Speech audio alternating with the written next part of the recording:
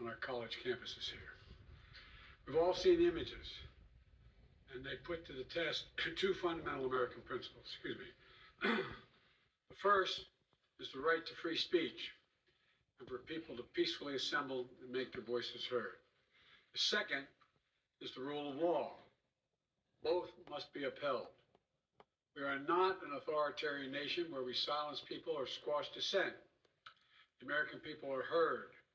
In fact, peaceful protest is in the best tradition of how Americans respond to consequential issues.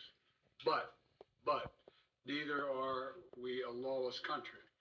We are a civil society, and order must prevail. Throughout our history, we've often faced moments like this because we are a big, diverse, free-thinking, and freedom-loving nation. In moments like this, there are always those who rush in to score political points. But this isn't a moment for politics. It's a moment for clarity. So let me be clear. Peaceful protest in America. Violent protest is not protected.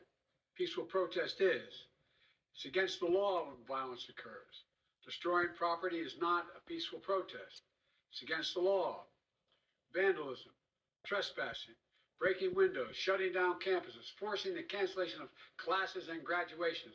None of this is a peaceful protest. Threatening people, intimidating people, instilling fear in people is not peaceful protest. It's against the law. Dissent is essential to democracy, but dissent must never lead to disorder or to denying the rights of others so students can finish the semester in their college education. Look, it's basically a matter of fairness.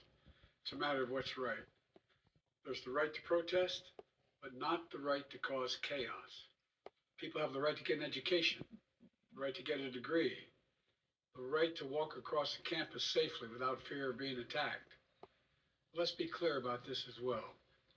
There should be no place on any campus, no place in America for anti-Semitism or threats of violence against Jewish students.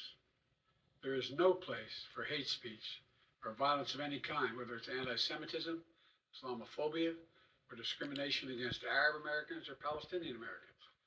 It's simply wrong. There's no place for racism in America. It's all wrong. It's un-American.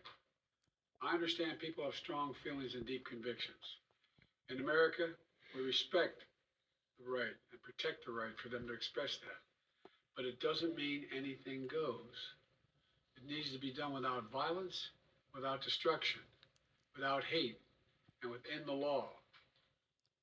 You know, make no mistake, as president, I will always defend free speech. And I will always be just as strong in standing up for the rule of law.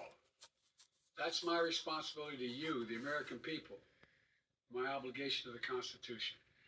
Thank you very much. Mr. President, has the protest forced you to reconsider any of the policies with regard to the region? No. Thank you. Mr. President, do you think the National Guard should intervene? No.